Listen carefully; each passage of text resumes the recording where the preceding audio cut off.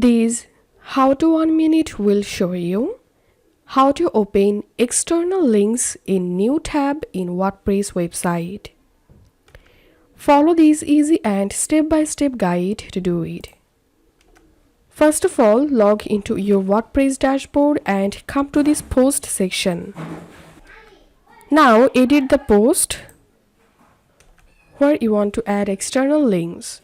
Now I'm going to write in here a text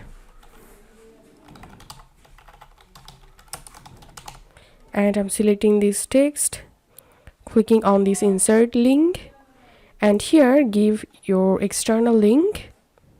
Now select the link, again click on the link, and here click on this pencil icon.